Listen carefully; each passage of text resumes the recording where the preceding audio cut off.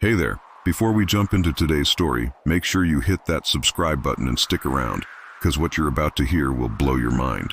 Alright, picture this. You're standing in the middle of a vast, endless white desert. The wind is howling, snow is blasting sideways like tiny shards of glass hitting your face, and the temperature is so low your breath freezes the moment it leaves your mouth. No trees, no sunlight for months, no metal, no electricity, nothing but ice, snow, and pure silence. Most people wouldn't survive 5 minutes here. But somehow, humans did. Not just survive, they thrived. I'm talking about the Inuit, the legendary Arctic survivors who built homes not from wood, not from stone, but from snow. Yeah, snow. The same stuff that melts on your glove in seconds. Yet somehow, when they stack it into a dome, it becomes a fortress. Warm, silent, strong, almost magical. They call it the Igloo, and you've probably seen one in cartoons or movies.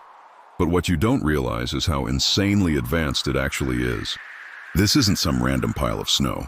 This is nature-level engineering. Temperature outside, or their temperature inside, sometimes plus 10 degrees C, with just a candle. No electricity, no fireplace, just ice. But how? Why doesn't it melt?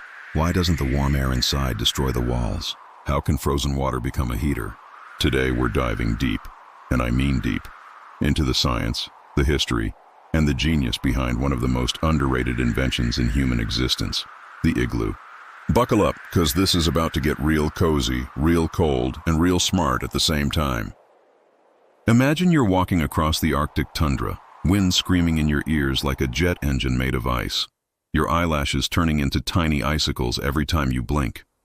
Your boots sink into snow that feels like powdered glass, and even though you're wearing layers of fur, thermal socks, and some high-tech jacket you bought thinking it would make you invincible, you're still freezing.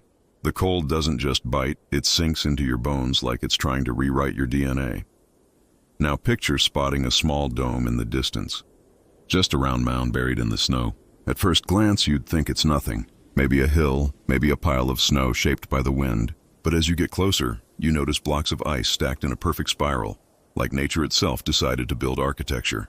That's when you realize it's an igloo, a house made entirely from frozen water. Your brain laughs like, there's no way stepping inside that thing is warmer than out here. But you're desperate. So you duck down through the tiny entrance carved low on purpose, and suddenly you feel it. Peace, silence, calm. The wind, gone. The blinding white glare of the sun bouncing off the snow. Softened. Your heartbeat finally slowing down. And then the impossible, warmth.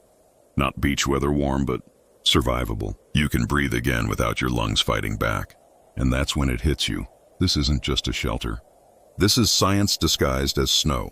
See, the magic of the igloo isn't about blocking the cold. It's about capturing the heat. Snow, as weird as it sounds, is one of the best insulators on Earth because it's not solid. It's millions of tiny air pockets trapped inside frozen crystals. Air doesn't transfer heat well, which means the warmth from your body, your breath, or a tiny oil lamp actually stays inside instead of escaping. And the walls? They don't melt because the inside temperature never gets hot enough to turn the ice into water.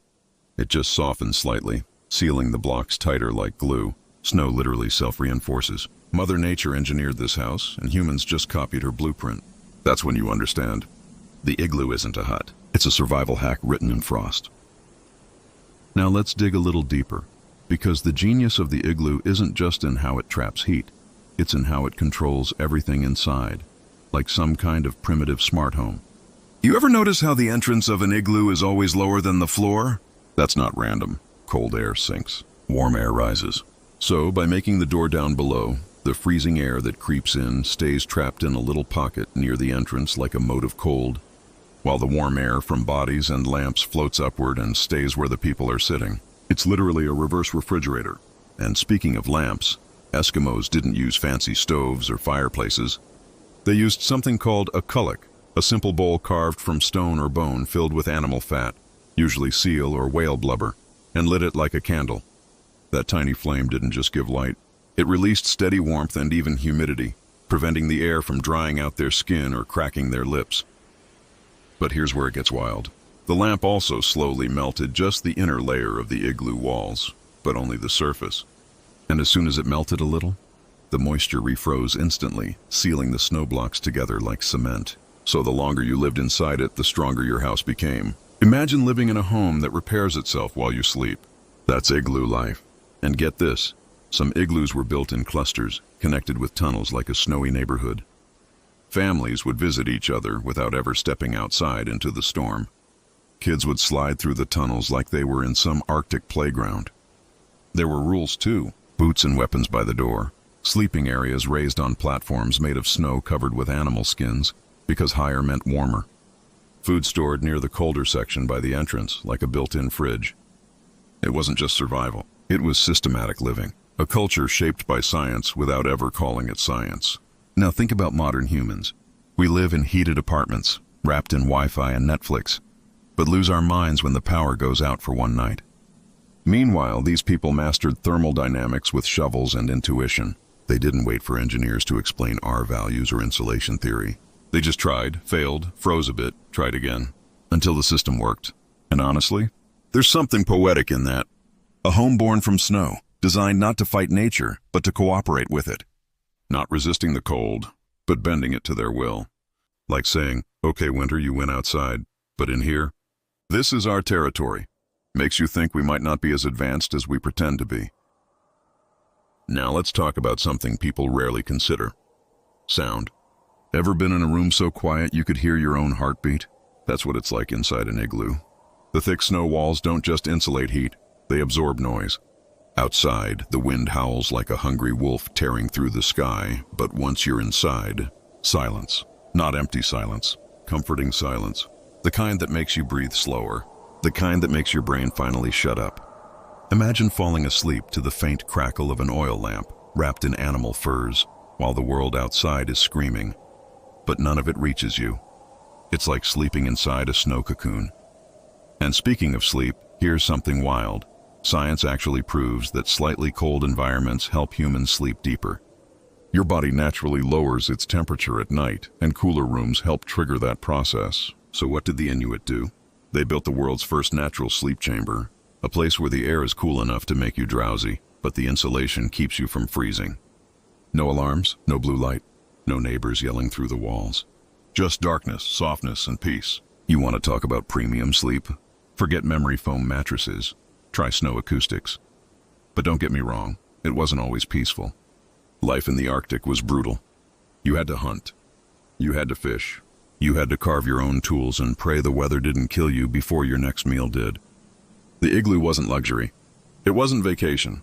It was a pause button on chaos. A place where danger couldn't reach you, at least for one night, and that's what made it powerful. Now imagine living like that. No electricity, no internet, no thermostat. Just raw survival and raw comfort. Your home wasn't something you bought. It was something you earned. Every block of snow carved with your own hands. Every layer of warmth built with patience. And yet, despite the struggle, people sang. They laughed. They told stories. They played with their kids inside those domes like it was the safest place on Earth. Because it was. And you know what? There's something oddly romantic about that. A family gathered in a glowing igloo, voices echoing gently off the icy ceiling, steam rising from a pot of boiled seal meat. A mother humming. A father sharpening his harpoon. Kids bundled like burritos in caribou fur. No distractions, no background noise. Just existence, shared. We live in an era where comfort is cheap but meaning is expensive. They lived in an era where comfort was hard, but meaning was everywhere. Every breath was earned. Every meal was a victory. Every night of sleep inside that dome was not just rest, it was gratitude. But here's something a lot of people get wrong. They think igloos were just temporary shelters, like quick camping spots for hunters. And yeah, sometimes that was true. A lone hunter out on the ice, tracking seals for days, would build a small igloo in a couple of hours just to survive the night. But there were also permanent igloos, bigger ones called karmak that entire families lived in for whole seasons. Some were even connected together like snow villages, linked by tunnels so people could visit neighbors without ever stepping outside. Imagine living in a neighborhood made entirely of snow, with hallways like frosty veins running between homes. Kids sliding on their bellies between houses like penguins. Grandparents sitting around lamps trading stories about blizzards from 50 years ago. It wasn't isolation, it was community, and the inside wasn't as primitive as people think. The raised sleeping platforms were layered with caribou fur, which is actually one of the best insulators on Earth because its hairs are hollow. That means each hair traps air, just like the snow walls. Double insulation. They even arranged the bedding so the coldest part of the body, the feet, were angled toward the entrance, where the cold air stayed. Food was stored near the ground at the entrance like a built-in freezer. Tools hung from the wall, weapons carefully lined up. There was order. There was layout. It wasn't chaos, and get this, igloos had ventilation systems. A tiny hole at the top allowed smoke and moisture to escape so no one suffocated. If too much warm air escaped, they plugged it with a block of snow. Temperature control, natural thermostat. Again, no gadgets, just instinct. Now imagine you're lying there, staring up at the shimmering ice ceiling, listening to the quiet crackle of fat melting in the lamp, feeling the gentle warmth on your face while cold air stays trapped below your feet. Outside, a storm is ripping across the tundra so hard it could snap trees in half, if trees existed out there. But inside, you're calm, safe, wrapped in silence, and that's the thing. Igloos weren't built to impress. They weren't built to look good on Instagram. They were built to function, and they did it better than most modern houses. You could build a mansion in the Arctic and it would still complain more than a snow dome, built with a knife and bare hands. So the next time someone says ancient people were less advanced, ask them this.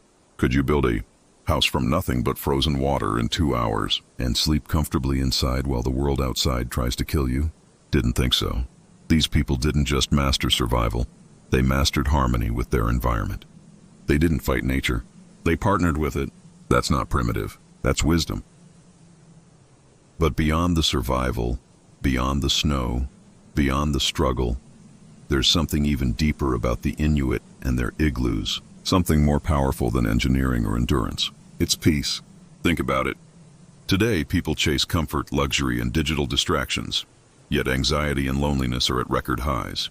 Meanwhile, an Inuit elder could sit alone on an endless frozen plain, no sound but the wind, and feel completely at ease. Why? Because they never feared silence. They belonged to their environment. They didn't own land. They were part of it.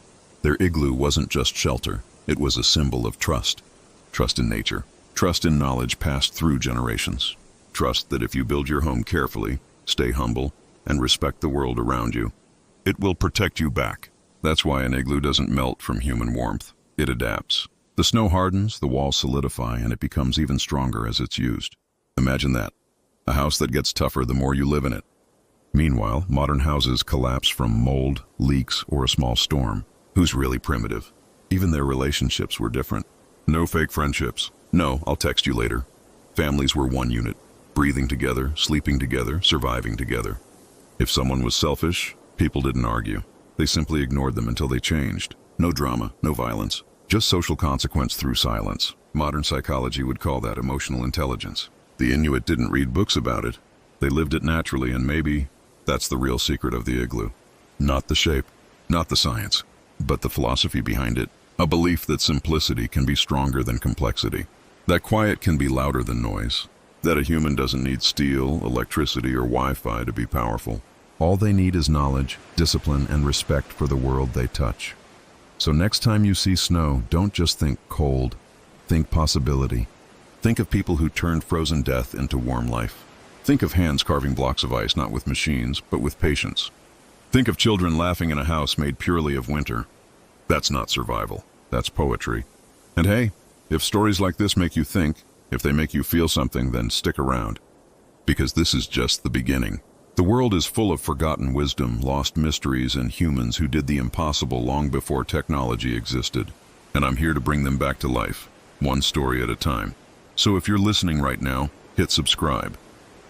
Not for me, but for your curiosity. For that part of you that still believes in wonder. Trust me, the next story might just change the way you see the world.